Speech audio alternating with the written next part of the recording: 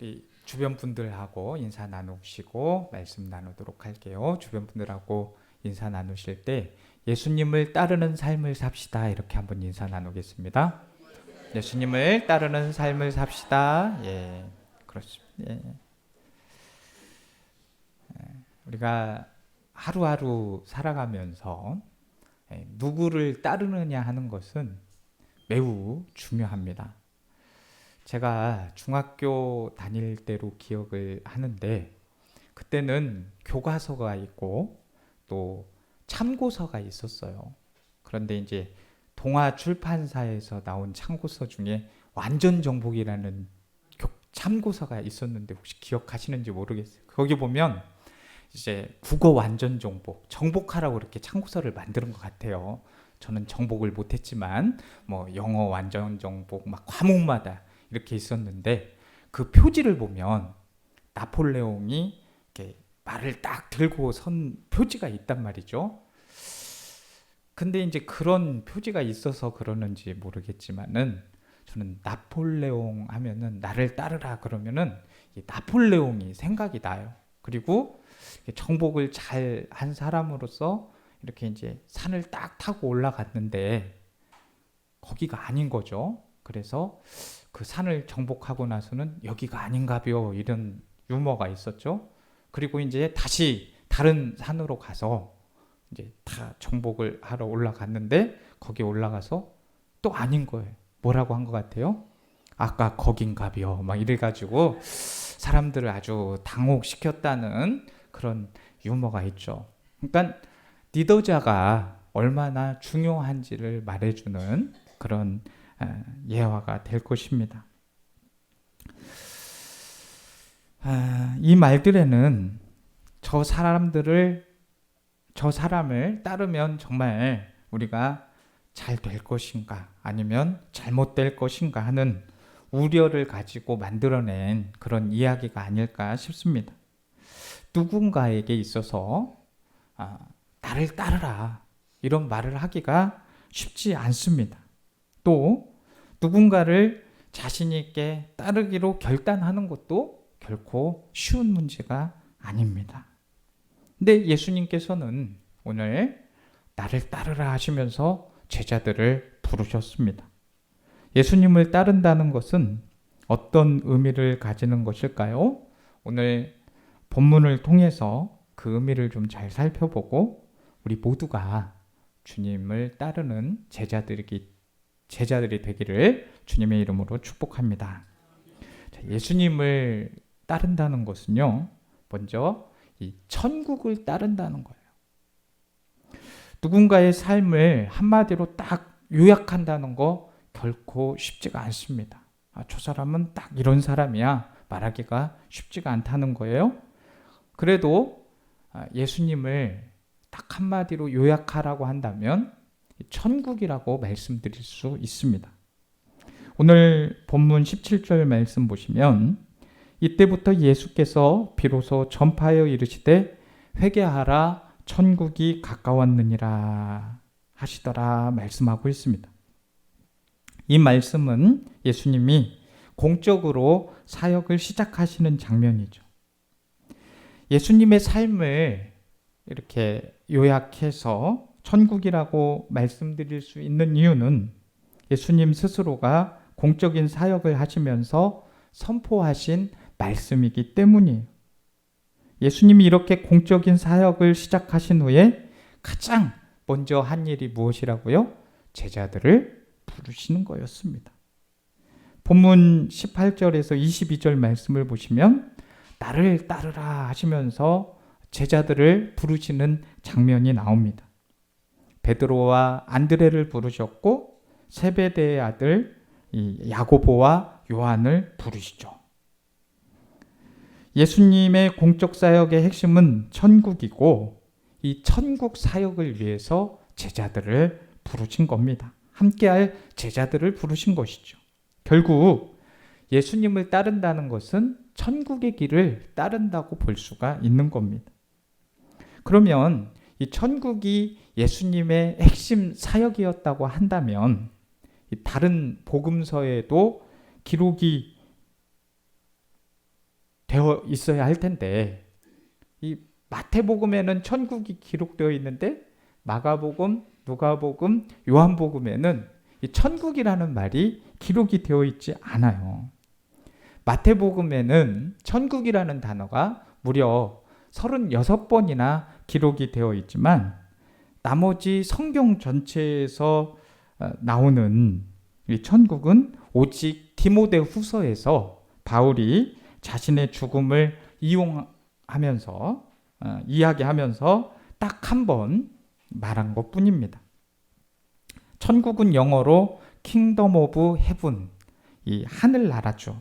그런데 다른 복음서나 서신서에는 모두 하나님의 나라, 킹덤 오브 갓이라는 표현을 쓰고 있습니다. 천국, 이 하늘나라라는 표현은 유대적 표현입니다. 마태복음의 주 독자들은 유대인들이었거든요. 그래서 하나님의 이름을 망령되이 말하면 벌을 받는다. 그런 율법 때문에 이 하나님이라는 단어를 직접적으로 언급을 하지 않았다는 거예요. 그래서 하나님 대용어인 하늘이라는 단어를 사용했던 거죠. 그러니까 천국보다는 사실은 하나님의 나라라는 말이 더 정확한 표현이 될 것입니다. 이 천국 하늘나라라고 하면 장소적인 개념이 큰데 하나님의 나라는 하나님이 다스리는 나라다. 이런 주체가 되는 것이죠. 근데 장소가 어디든지 간에 하나님의 다스림이 이루어지고 있는 곳이 하나님의 나라이다. 이것이 중요합니다. 예수님께서 누가복음 17장 20절에서 21절 말씀에 바리새인들의 질문에 답하시기를 하나님의 나라는 볼 수 있게 임하는 것이 아니요 또 여기 있다 저기 있다고 또 못하리니 하나님의 나라는 어디에 있다 그래요? 너희 안에 있다라고 말씀하고 있습니다. 자, 그래서 그리스도인들은 이 땅에서도 하나님의 나라를 경험할 수 있는 겁니다. 하나님이 내 마음을 다스리면 하나님의 나라를 경험하게 되는 것이죠. 이 땅에서 그렇게 살다 죽게 되면 그 하나님의 다스림이 완전히 성취가 되는 겁니다. 예수님께서는 우리가 하나님의 다스림을 받을 수 있도록 그 길을 예비하기 위해서 오셨습니다. 예수님의 삶과 죽음, 그리고 부활 승천을 통해서 하나님이 다스릴 수 있는 통로를 열어 놓으신 것입니다. 그렇기에 우리가 예수님을 따른다는 것은 예수님이 열어 놓으신 천국의 길을 가는 것, 하나님의 다스림을 받으면서 살아가는 삶이라는 것이에요. 우리 성도님들은 하나님의 다스림을 받고 계십니까? 그렇게 살고 계신 줄로 믿습니다. 우리의 마음에, 우리의 가정에, 우리의 직장에, 우리의 관계에 하나님의 다스림을 따라서 순종해 가는 것이 바로 예수님을 따르는 삶입니다. 하나님의 다스림에 순종함으로 예수님을 따르는 삶을 살아갈 수 있는 저 우리 성도님들이 다 되시기를 주님의 이름으로 축복합니다. 자, 그리고 예수님을 따른다는 것은요, 버리고 따르는 거예요. 오늘 본문에 예수님께서 4명의 제자들을 부르시는 장면이 나오는데 거기에 특징이 있어요. 첫 번째는 제자들이 자신의 직업에 충실하게 일하는 현장에서 부르심을 받았다는 거예요. 예수님께서 베드로와 안드레가 금을 던지는 것을 보셨다고 하셨고, 더 가시다가 야고보와 요한이 배에서 금을 깁는 것을 보시고 부르셨다고 했어요. 또 마태복음 9장 9절에서는 이 세리 마태를 부르시는 장면이 나오거든요. 예수께서 그곳을 떠나 지나시다가 마태라 하는 사람이 세관에 앉아 있는 것을 보시고 이르시되 나를 따르라 하시니 일어나 따르니라. 자, 마태의 부르심을 보면 역시 일하는 현장에서 부르고 계심을 알 수 있습니다. 그러니까 우선 제자로 부름을 받은 사람들을 보면 성실한 일을 감당하고 있었다는 것을 알 수가 있습니다. 그 일이 어떤 일이냐보다 그 일을 얼마나 성실하게 감당하고 있느냐, 이게 아주 중요한 것 같습니다. 그렇게 주님은 그들을 불렀습니다. 우리는 그래서 일상의 일도 성실하게 감당해야 될 줄로 믿습니다. 또 예수님이 제자를 부르실 때는 두 번째로 그들이 예수님을 따르기 위해서 버렸다는 거예요. 20절 말씀 보시니까 그들이 곧 그물을 버려두고 예수를 따르니라, 이렇게 말씀을 했고, 22절 말씀에서는 그들이 곧 배와 아버지를 버려두고 예수를 따르니라 라고 했습니다.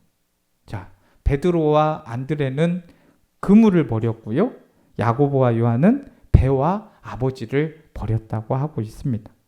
상황상 이 베드로는 아버지가 안 계셨거나 결혼을 해서 독립을 했으니까 아버지 이야기가 안 나왔겠고요, 이 야고보와 요한은 아버지와 함께 일을 하고 있었고 좀 더 큰 규모의 어업을 했던 것으로 보입니다. 야고보와 요한의 아버지 세베대는 당시 이 대제사장의 친척이라고 했는데, 예수님이 예루살렘에 입성했을 때 그 어머니가 맞으며 예수님께 그 두 아들을 청탁을 했던 장면이 있었죠. 그래서 그들이 살고 있던 곳이 예루살렘에 거처했다는 것을 알 수 있고요. 이런 상황으로 볼 때 아마 성전에 물고기를 공급하는 납품 책임을 맡았던 것으로 보여집니다. 근데 이제 객관적으로 보면 야고보와 요한이 버린 것이 좀 더 커 보이죠? 이렇게 설명을 보면요. 그런데 개인에게 있어서는 모두 버리고 예수님을 따른 것은 똑같습니다. 그러니까 예수님을 따르기 위해서는 기존의 것들을 내려놓아야만, 그것을 버려야만 하는 것이죠. 근데 버리지 못해서 제자가 되지 못한 부자 청년도 우리는 알 수 있습니다. 마태복음 19장 21절에서 22절 말씀에 보시면 예수께서 이르시되 내가 온전하고자 할진대 가서 내 소유를 팔아 가난한 자들에게 주라. 그리하면 하늘에서 보화가 내게 있으리라. 그리고 와서 나를 따르라 하시니 그 청년이 재물이 많으므로 이 말씀을 듣고 근심하며 가버렸다고 말씀하고 있죠. 자, 우리가 예수님을 따르기 위해서는 때로는 직업도 내려놔야 될 수도 있고 재산도 내려놔야 할 수 있습니다. 그런데 예수님의 제자들이 꼭 다 그렇게 한 것은 아니었어요. 마태복음 27장 57절 말씀에 저물었을 때에 아리마대 부자 요셉이라 하는 사람이 왔으니 그도 예수의 제자라고 기록이 돼 있죠. 예수님을 장사하도록 자신의 무덤을 내어준 아리마대 요셉은 예수님의 제자였다고 말씀하고 있고 부자였다고 말씀을 하고 있습니다. 근데 그가 뭐 다 버리고 내려놓고 예수님을 쫓은 건 아니지만 제자로서의 또 삶을 감당을 한 거죠. 누가복음 6장 12절에서 13절 말씀 보시면 이때 예수께서 기도하러 산으로 가사 밤이 새도록 하나님께 기도하시고 밝음에 그 제자들을 부르사 그 중에서 12를 택하여 사도로 칭하였다 말씀하고 있습니다. 어떤 기준으로 택했는지는 뭐 기록이 없으니까 잘 모릅니다. 그런데 분명한 것은 밤새도록 기도하면서 그 제자들이 세워진 겁니다. 분명한 것은 예수님이 안 계시는 동안에도 이 예수님이 하시던 하나님 나라의 일을 계속하도록 하기 위해서는 이 3년 동안 함께할 제자들이 필요했습니다. 함께 거하기에는 12명이 적당했고 그 12은 그냥 직업을 포기하고 함께 해야 됐기 때문에 그런 선택을 한 것이죠. 그런데 지금 신체적으로 함께할 예수님이 안 계십니다. 그렇기에 이제는 우리가 예수님의 제자가 되더라도 꼭 직업을 포기할 필요는 없습니다. 그럼에도 우리가 예수님의 제자로 예수님을 따르기 위해서는 포기할 것들이 많다는 거예요. 어떤 것들을 버려야 될까요? 주님이 지금도 막 돈 버려라, 직업 버려라, 다 내려놓고 나를 따르라 이렇게 말씀하시겠어요? 그런데 중요한 건 우리가 기억해야 될 것은 주님의 가르침을 따르는데 방해가 되는 것이 있다면 그것은 버려야 될 줄로 믿습니다. 잘못된 습관만 버려야 하는 것이 아니라 내가 아끼고 즐기던 것을 때로는 예수님을 쫓기 위해서 버려야 하기도 하고 시간과 물질, 사랑하는 관계도 희생해야 될 때가 있습니다. 더 고생스러운 길이라는 것을 알고 있지만 스스로 그 길을 택해야 할 때가 있습니다.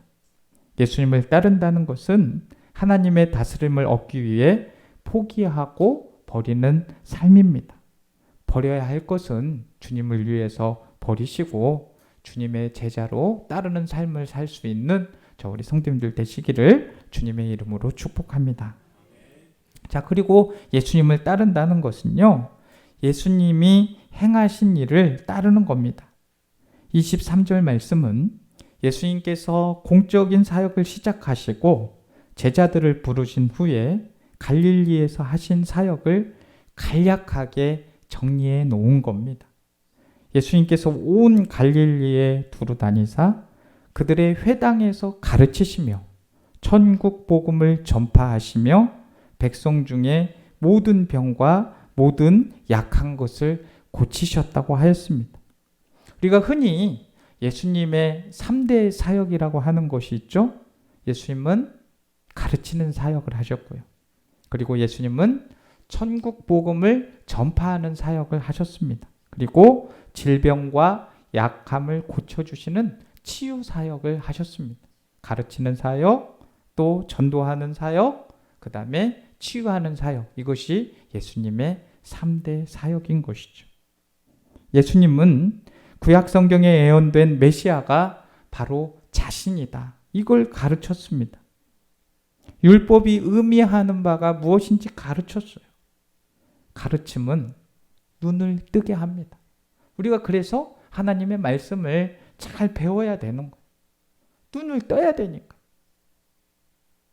눈을 떠야 예수님과 함께 시작된 하나님의 나라를 볼 수 있죠.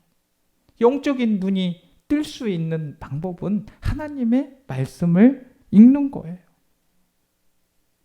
그 눈을 뜨게 하는 것이 하나님의 말씀인데 우리 다 양식을 먹잖아요.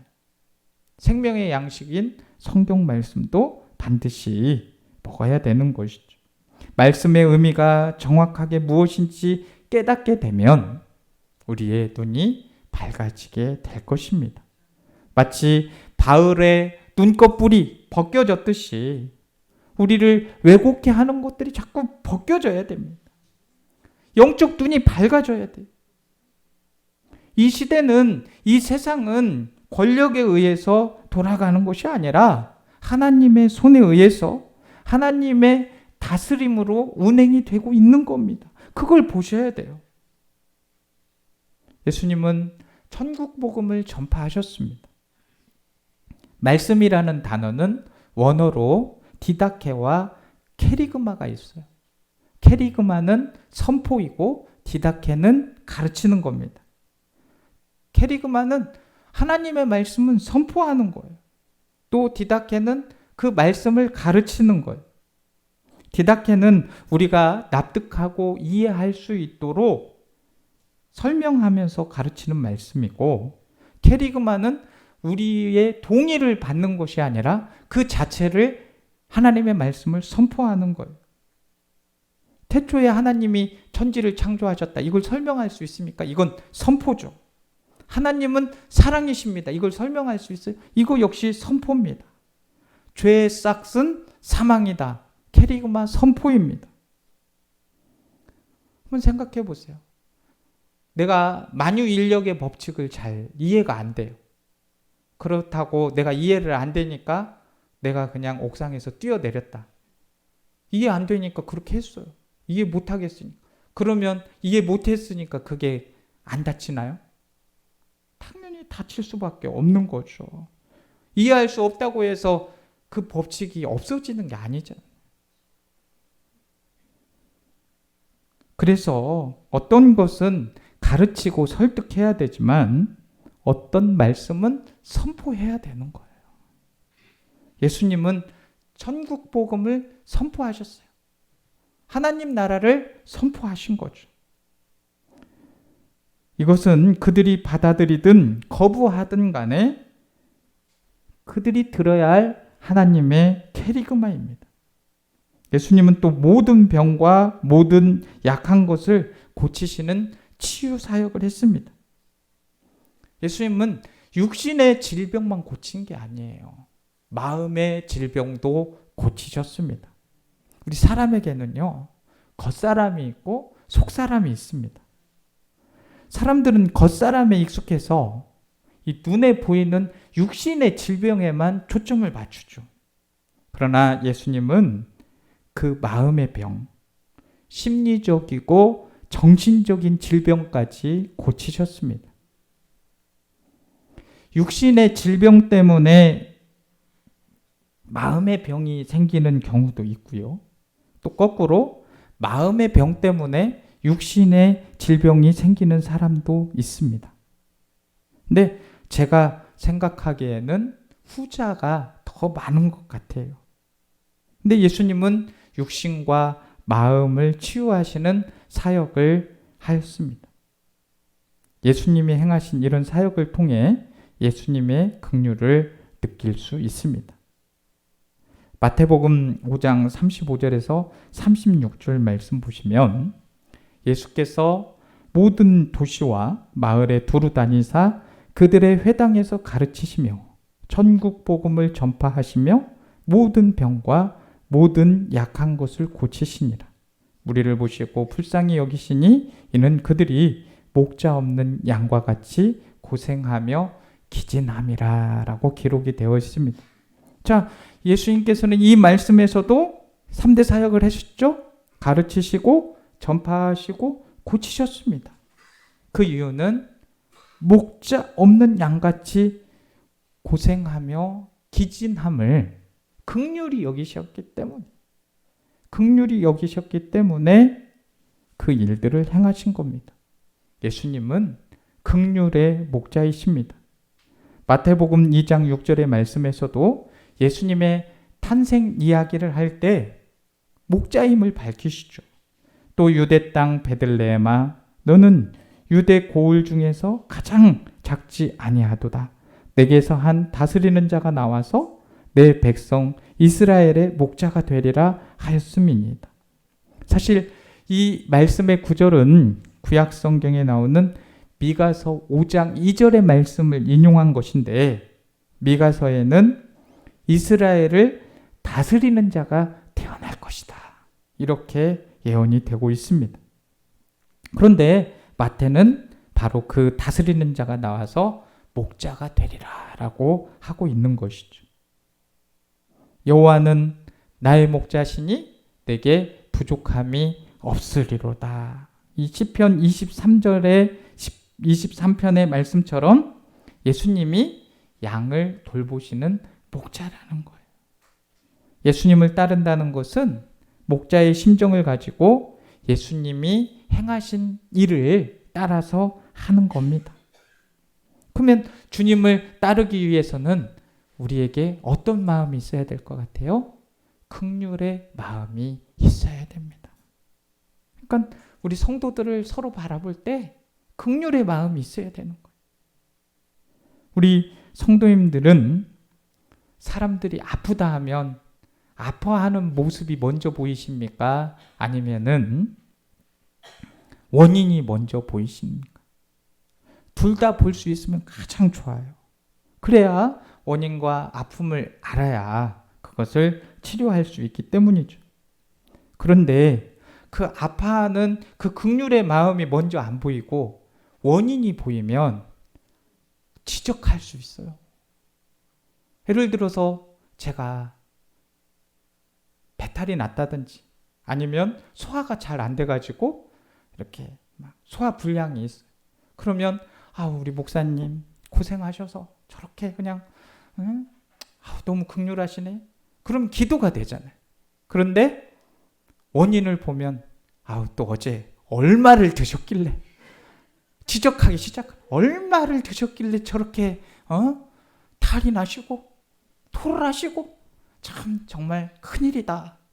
너무 잘 드시네. 왜 이렇게 미련하게 드실까? 이렇게 된다는 거예요. 무엇을 먼저 보셔야 돼요? 긍휼의 마음을 봐야 될 줄로 믿습니다. 아파하는 사람이 먼저 보여야 목자 되신 그 주님을 따라 행할 수 있지 않겠습니까? 우리 기도할 때 그렇게 기도합시다. 하나님, 긍휼의 마음을 우리에게 주시옵소서.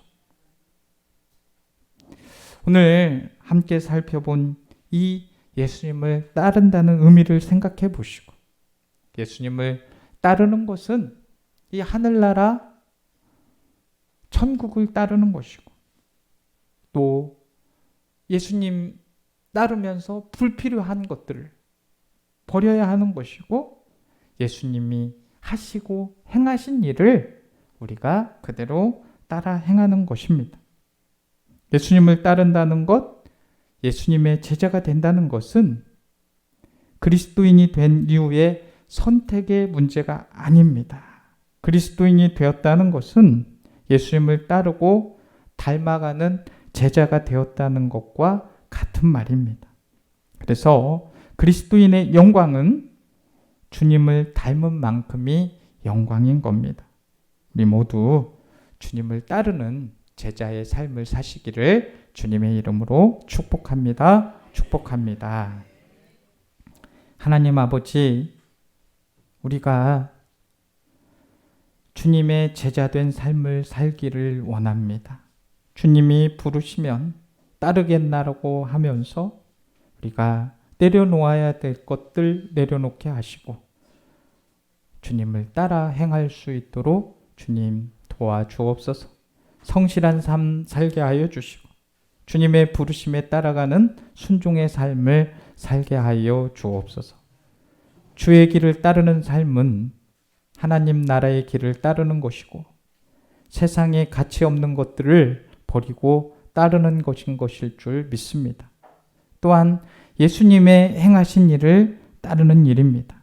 우리 모두가 주의 길을 따르게 하여 주셔서 주님 닮은 삶 살게 하여 주옵소서. 예수님의 이름으로 기도드립니다. 아멘.